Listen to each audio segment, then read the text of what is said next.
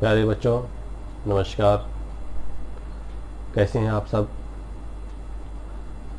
आज हम शुरू कर रहे हैं भूगोल चैप्टर 3 हमारी बदलती पृथ्वी कक्षा 7वीं के लिए। तो आइए शुरू करते हैं भूगोल चैप्टर 3 हमारी बदलती पृथ्वी। तो बच्चों, हम शुरू करते हैं लेसन को, हमारी बदलती पृथ्वी। इससे पहले जो चैप्टर था, जो हमारी बदलती पृथ्वी, यह पृथ्वी बदलाव ला रही है। आज भी इसमें बदलाव हो रहे हैं। बदलाव का अर्थ क्या समझते हैं हम? जो आज है वो कल नहीं मिलेगा, और जो कल होगा वो आने वाले दिन फिर नहीं मिलेगा। इसे हम बदलाव कहते हैं। और यह बदलाव लाखों करोड़ों सालों से हो रहा है। लेकिन आप सब बच्चे सोचेंगे कि हम रोजाना पृथ्वी को ऐसा ही देखते हैं जैसा कल देखा था। आप ठीक कह रहे हैं। यह जो बदलाव है वह इतना बारीक है कि वह तुरंत पकड़ में नहीं आता है। इस बदलाव को देखने के लिए लाखों करोड़ों वर्ष बीत जाते हैं। आज हम इस लेसन में यही पढ़ेंगे कि ये जो बदलाव है वह क्यों हो रहा है, और इसके पीछे के जो कारण है उनको हम एक एक करके समझेंगे। तो आइए शुरू करते हैं इसको। तो पहले इसको एक चित्र के माध्यम से आप समझेंगे कि कैसे इसमें बदलाव हो रहा है। मैं यहाँ ड्रॉ कर रहा हूं, आप समझते चले जाएंगे।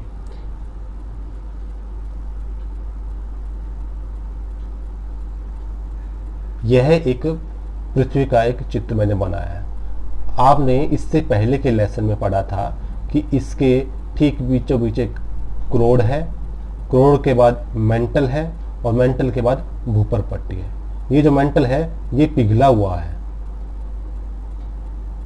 और इसी पिघले हुए लावा के ठीक ऊपर पृथ्वी की परपट्टी के ठीक नीचे कुछ बड़ी बड़ी प्लेटें हैं।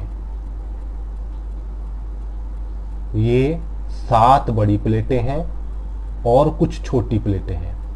जब इस लावा में बदलाव होता है, हलचल होती है, गति होती है, तो इन प्लेटों में भी गति हो जाती है। जब इन प्लेटों पर गति होती है तो ऊपर पट्टी पर भी गति हो जाती है। तो आप जानेंगे कि पृथ्वी के अंदर जो बदलाव आ रहा है वो, और साथ ही साथ इस पृथ्वी की सतह भूपर पट्टी के ऊपर जो बदलाव आ रहा है उसके बारे में आप जानेंगे। आप 2 तरीके से जानेंगे। एक, पृथ्वी के अंदर जो बदलाव है उसकी वजह से क्या होता है, और एक, पृथ्वी की जो सतह है उसके ऊपर जो बदलाव हो रहा है उसके क्या परिणाम है। तो इन दोनों को हम जानेंगे इस लेसन में। तो पृथ्वी की गतियां 2 प्रकार से हो रही हैं। एक अंतर्जनित यानी कि अंदर, और एक बहिर्जनित यानी कि बाहर। अंतर्जनित का मतलब आप समझ गए, अंदर की तरफ, पृथ्वी के अंदर जो बल लग रहा है जिसके कारण बदलाव आ रहा है, पृथ्वी बदलाव ला रही है, वो अंतर्जनित बल कहलाता है। और बाहर की तरफ जो बल लग रहा है, जो इसको बदलाव लेकर आ रही हैं चीजें, वो बहिर्जनित बल है। तो हम सबसे पहले लेते हैं अंतर्जनित बल। अंतर्जनित बल का अर्थ हो गया पृथ्वी के अंदर से जो बदलाव ला रहा है। पृथ्वी के अंदर से जो बदलाव आ रहा है। तो जो अंतर्जनित बल है वो 2 तरीके से हो रहा है। एक तो होता है आकस्मिक बल, और एक होता है पटल विरूपण बल। अंदर जो बल लग रहा है, अंदर जो बदलाव लाने के लिए जो प्रक्रियाएं हो रही हैं वो 2 तरह से हो रही हैं। एक तो आकस्मिक। आकस्मिक का अर्थ जाने इमरजेंसी, अचानक, कभी कभी, रेगुलर नहीं, अचानक। और एक होता है पटल विरूपण बल, जिसको हम धीमा बल भी कह सकते हैं, लगातार बदलाव वाला बल भी कह सकते हैं। ठीक है, यानी कि ये इमरजेंसी और ये रेगुलर, लेकिन रेगुलर में भी धीमा, इतना धीमा कि ये रेगुलर हो रहा है। तो जो आकस्मिक बल अंदर लगता है उसके क्या परिणाम होते हैं? उसकी वजह से पृथ्वी के ऊपर जो बदलाव आता है वो 3 तरीके का बदलाव आता है। एक तो आता है भूकंप के रूप में, एक आता है ज्वालामुखी के रूप में, और एक आता है भूस्खलन के रूप में।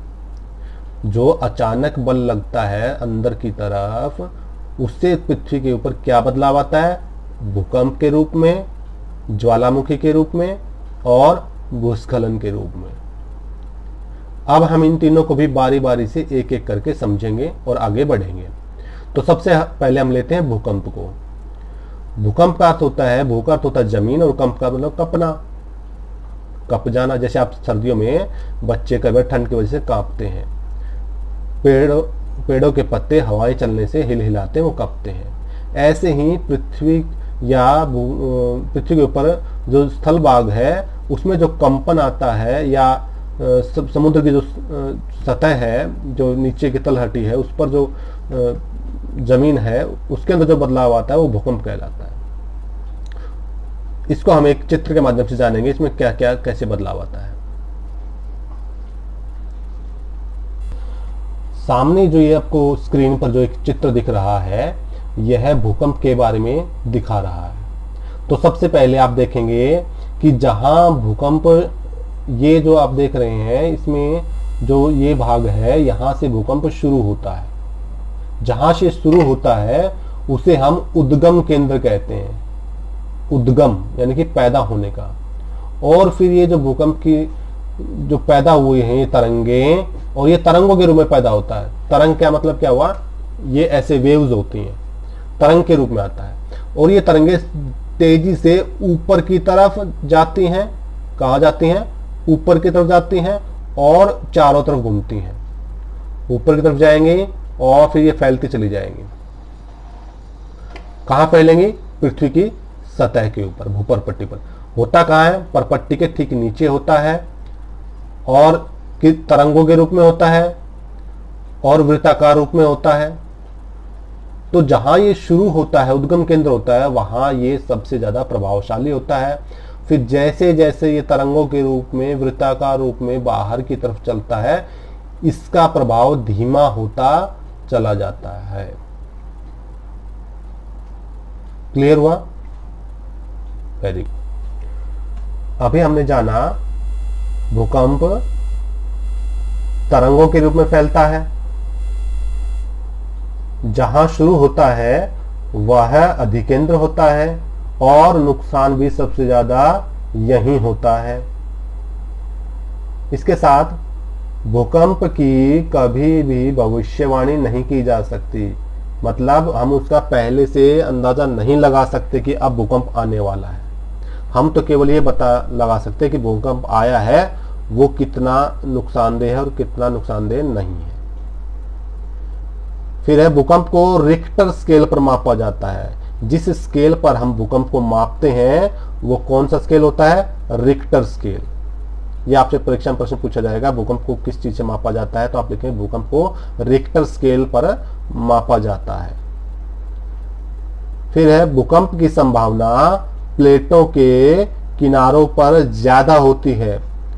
इसको हमने डायग्राम में जो जाना था कि लावा जो है, लावा के ठीक ऊपर और भूपर्पट्टी के ठीक नीचे कुछ प्लेटें मौजूद हैं। 7 बड़ी प्लेटें हैं और कुछ इनके बीच में छोटी छोटी प्लेटें। तो इन प्लेटों के जो किनारे हैं उनके आसपास ज्यादा संभावना होती है भूकंप के आने की। बाकी तो कहीं भी आ जाता है, लेकिन ज्यादातर ये किनारों पर आते हैं। आगे हम पढ़ेंगे डिटेल में इनके बारे में। यहां पर हमारा भूकंप कंप्लीट हो गया है। इसके बाद जो फर्क बदलाव आता है वो ज्वालामुखी के रूप में आता है। ज्वालामुखी के बारे में आपने पिछले लेसन में पढ़ा था कि जो अंदर का लावा है वह पिघल करके भूपर्पट्टी के ठीक ऊपर आ जाता है। तो इसमें हम जानेंगे क्या है इसकी डिटेल। इसको हम एक चित्र के माध्यम से देखेंगे और आगे बढ़ेंगे। यह जो आपके सामने एक चित्र दिख रहा है, यह एक ज्वालामुखी का चित्र है। इसमें आप देखेंगे जो येलो कलर है ये भूपर्पट्टी को दिखा रहा है, और ये जो ब्राउन कलर है ये मेंटल है, यानी कि यहाँ पर एक लावा पिघले हुए रूप में है। यहाँ से लावा अंदर के तापमान एवं दबाव की वजह से ये ऊपर उठना शुरू होता है, और पहले तो यहाँ से बाहर आया, फिर थोड़ा सा और बढ़ा, ऐसे करते इसकी ऊंचाई बढ़ती चली जाती है। तो जब ये पिघला हुआ लावा बाहर आता है और आकर के जब ठंडा हो जाता है तो ये ठोस चट्टानें बन जाती है। ये ठोस चट्टानें इन्हीं लावा की बनी हुई है। ये जो आप अपने आसपास पर्वत देखते हैं, कुछ पर्वत ज्वालामुखी से बने हैं। तो ये कैसे बनते हैं? ये जो लावा, अंदर का लावा ऊपर पट्टी से बाहर आकर के ठंडा होकर जम जाता है, तो इससे पर्वत बनते हैं, चट्टानें बनती हैं। क्लियर हुआ? आगे बढ़ते हैं। तो अब आप समझ गए कि ज्वालामुखी कहाँ पर ज्यादातर आते हैं। ज्वालामुखी अधिकतर प्लेटों के मुहानों पर होते हैं, यानी कि प्लेटों के जो किनारे होते हैं, जैसे भूकंप ज्यादातर वही संभावनाएं होती हैं, उसी तरीके से ज्वालामुखी भी वहीं पर ज्यादातर आते हैं। इसके साथ साथ पिघला हुआ लावा बाहर निकलता है। किसकी वजह से निकलता है? ज्वालामुखी की वजह से निकलता है। ज्वालामुखी किस वजह से निकलता है? ये आकस्मिक बल होते हैं जिसकी वजह से निकलता है। और ये आकस्मिक बल क्या है? ये अंदर लगने वाला, पृथ्वी के अंदर लगने वाले बल को हम अंतर्जनित बल कहते हैं। तो आप एक डायग्राम की मदद से समझ गए, अंतर्जनित बल की वजह से आकस्मिक बल लगता है, और आकस्मिक बल में एक बल ज्वालामुखी के रूप में होता है। इसके बाद आता है भूस्खलन। भूस्खलन का तो गया भूमि का खाली हो जाना। आप कई बार देखते हैं बरसात के दिनों में जमीन नीचे धंस जाती है, इसे हम भूस्खलन कहते हैं।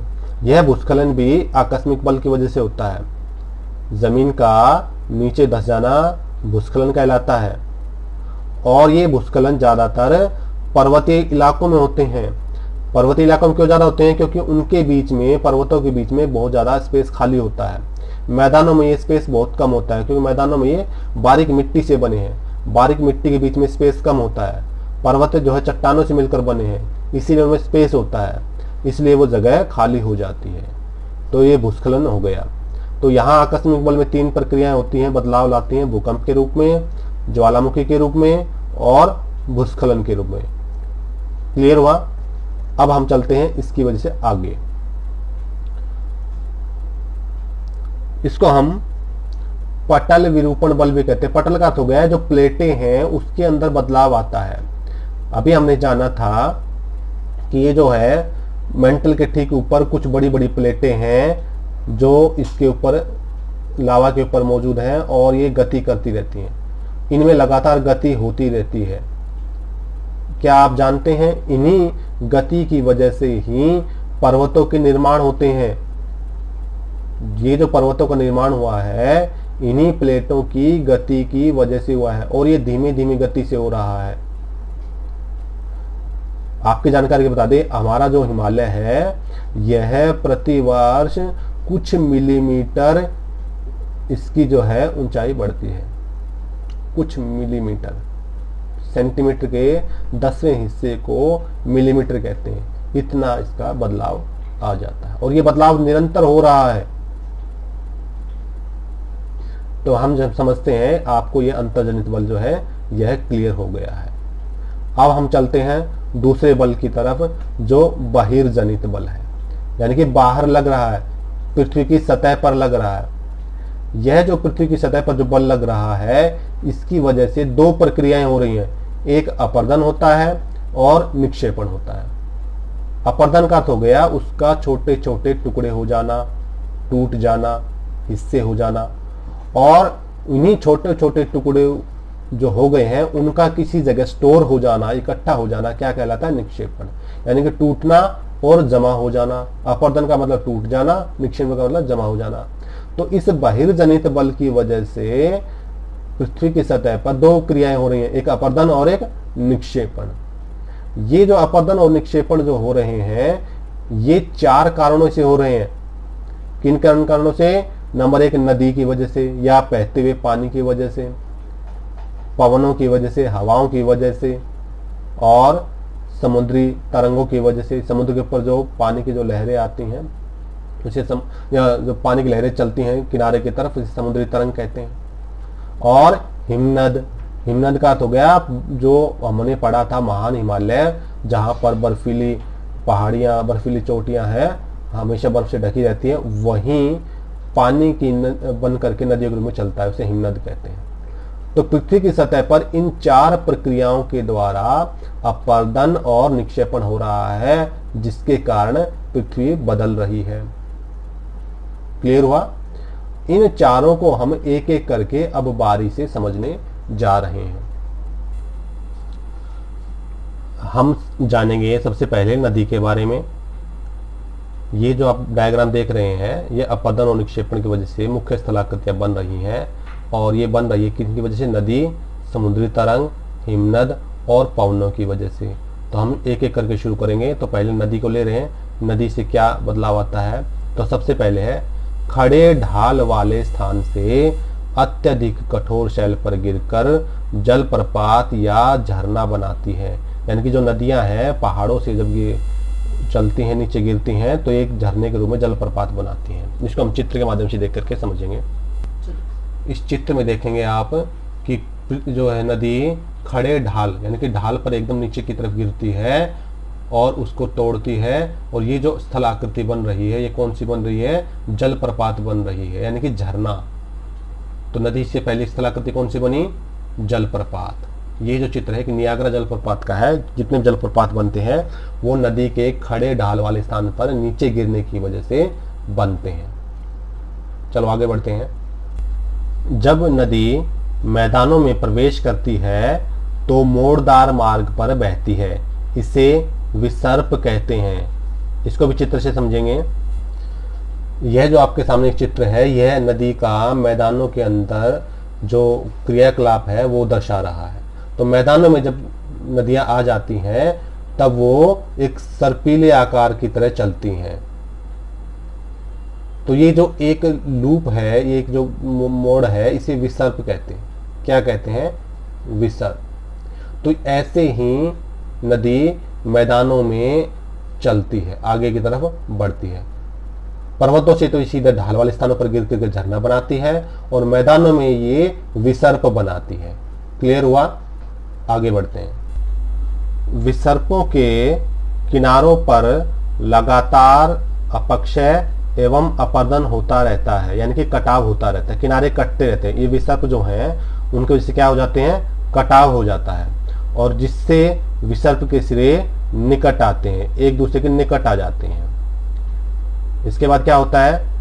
समय के साथ विसर्प लूप नदी से कट जाते हैं, यानी कि जो लूप बने हुए थे, सांप का जो लूप बना हुआ था, वह नदी से दूर चला जाता है और एक अलग झील बनाते हैं, जिसे चाप झील कहते हैं। इसको हम चित्र से समझेंगे। इसमें आप देखेंगे चित्र में कि यह जो लूप दिख रहा है, यह समय के साथ नदी से कट जाता है और ये किनारे दूर होते चले जाते हैं। नदी जो है थोड़ा सा दूर हो जाती है और कुछ हिस्सा कट करके एक तरफ रह जाता है। इसे हम चाप झील भी कहते हैं। आप प्रकाश चाप लगाते हैं, जो वृत्त बनाते हैं, तो आप उसमें इस तरह से एक चाप लगाते हैं, तो एक चाप झील बन जाती है। कैसे बनती है? जब नदी मैदानों में सर्पीला आकार में बह रही होती है, तो ये जो सर्पीला आकार की वजह से किनारे जो है एक दूसरे के निकट आ जाते हैं। निकट आने से ये फिर कट जाते हैं, ये हिस्सा कट जाता है और नदी थोड़ा सा दूर बहना शुरू हो जाती है। तो ठीक है, ऐसे कभी नदी यहाँ बह रही थी, लेकिन समय के कटाव के कारण, जो नदी के किनारे कटने के कारण, यह नदी बहती हुई थोड़ा सा दूर हो गई है। तो दूर होने से क्या हुआ? यह एक अलग झील बन गई। इसे चाप झील कहते हैं। यह परीक्षा में प्रश्न पूछा जाएगा, चाप झील किसे कहते हैं? तो आप लिखेंगे नदी के विसर्प समय के साथ एक दूसरे के नजदीक आ जाते हैं और वो कट करके अलग हो जाते हैं, जिससे एक चाप झील का निर्माण होता है। क्लियर हुआ? आगे बढ़ते हैं। अगला पॉइंट है, तटों से बाहर बहने पर बाढ़ आती है। यानी कि नदी जब बह रही है और अपने किनारों से थोड़ा सा और फैलना शुरू हो जाती है, तो उससे क्या आ जाती है? बाढ़। अगला पॉइंट है, बाढ़ के कारण नदी मिट्टी निक्षेपित कर समतल उपजाऊ मैदान का निर्माण करती है। यानी कि जब वो नदी अपने साथ मिट्टी बहाकर लाई है, तो वो कहाँ फैला देती है? बाढ़ वाले मैदानों में फैला देती है, और वो उपजाऊ मैदान बन जाते हैं। वह मिट्टी जो होती है उपजाऊ होती है। क्लियर हुआ? इसको चित्र से समझेंगे। यह जो नदी है, इसका जो आसपास का इलाका, इधर वाला इलाका और इस नदी के इधर वाला इलाका, ये देखेंगे बाढ़ का मैदान। इसे बाढ़ का मैदान क्यों गया? जब नदी में पानी का बहाव बढ़ जाता है तो ये नदी अपने किनारे छोड़ करके दूर फैल जाती है। तो दूर फैलना शुरू हो जाती है तो ये आसपास मिट्टी जमा कर देती है, और इस जमा करने से ये बाढ़ का मैदान बन जाता है, और ये मैदान खेती के लिए सबसे अधिक उपजाऊ होता है। ये जो मिट्टी होती है ये खेती के लिए सबसे अच्छी है। क्लियर हुआ? दोनों तरफ कि नदी के दोनों तरफ बाढ़ का मैदान बन जाता है। समुद्र तक पहुंचते पहुंचते नदी का प्रवाह या बहाव धीमा हो जाता है तथा नदी कई धाराओं में बट जाती है, जिनको वितरिका कहा जाता है। यानी कि जब वो समुद्र से मिलना होता है नदी को, वहां जाकर के इसका जो प्रेशर है या बहाव है वो बहुत ही कम हो जाता है, और नदी कई धाराओं में बटने से क्या बन जाती है? वितरिकाएं। आगे पढ़ते हैं। प्रत्येक वितरिका अपने मुहाने पर अवसाद जमा करती हैं। अवसाद का अर्थ हो गया जो अपने साथ बीज मिट्टी करकट जो उठाकर लाई है वो वहां पर स्टोर कर देती है, और इस स्टोर करने से क्या बनता है? जिससे डेल्टा बनता है। इन दोनों पॉइंट्स को हम चित्र के माध्यम से समझेंगे।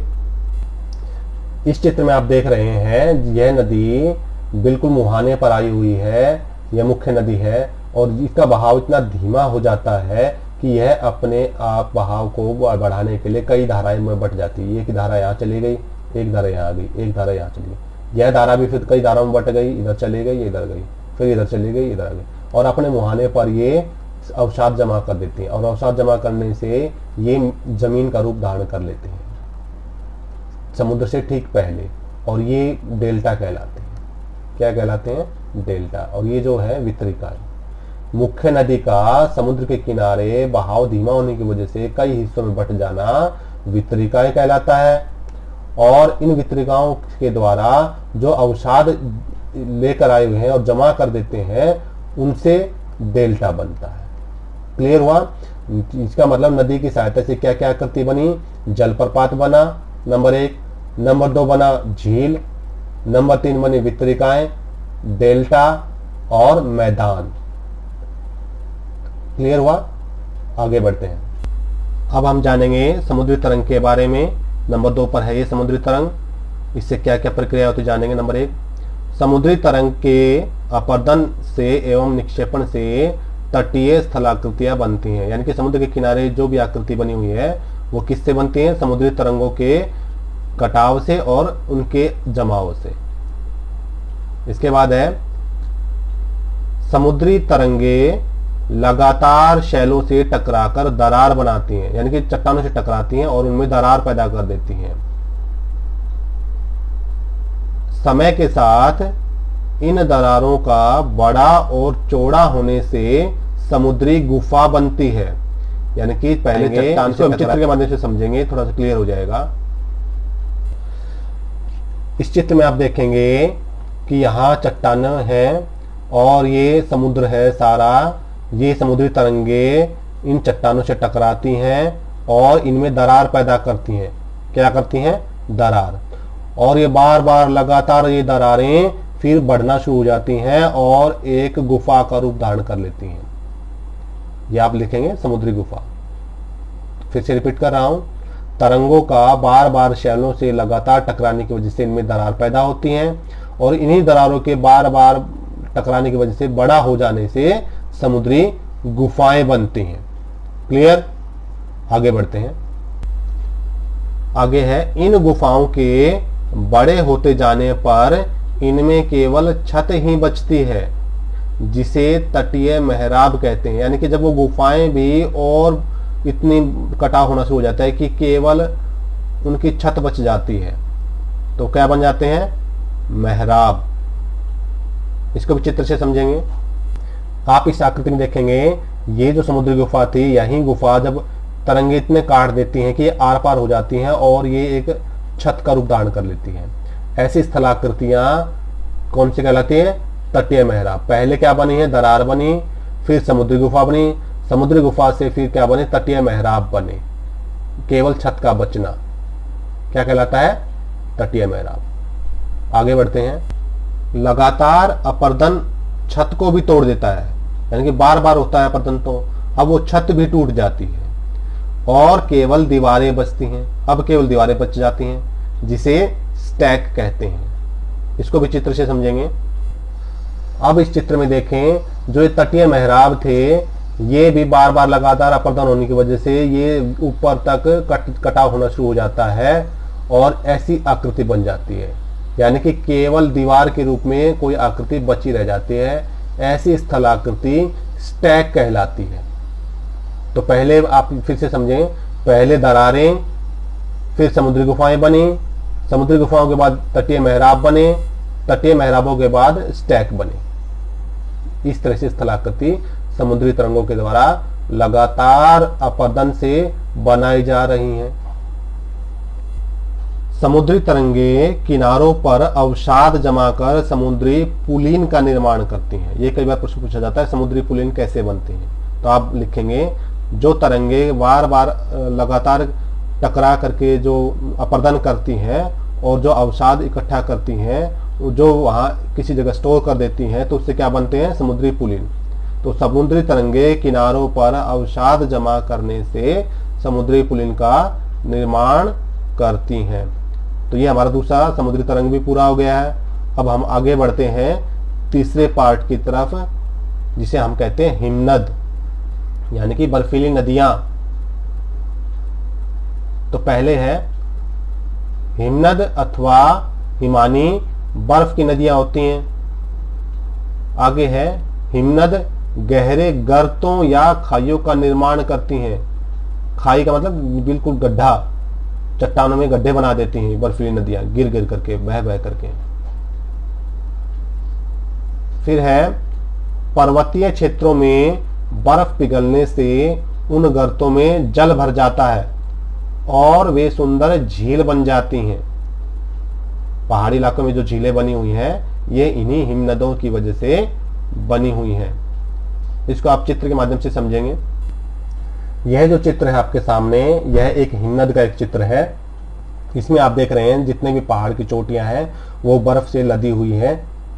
जो हमने पढ़ा था महान हिमालय, जो हमेशा बर्फीली ऊंची चोटियों से ढका रहता है, वो यही है। यही बर्फ बाद में पिघल करके जो है नीचे की तरफ जाती हैं और जा करके कठोर चट्टानों को तोड़ देती हैं और उनमें एक गहरी खाइयां बना देती हैं।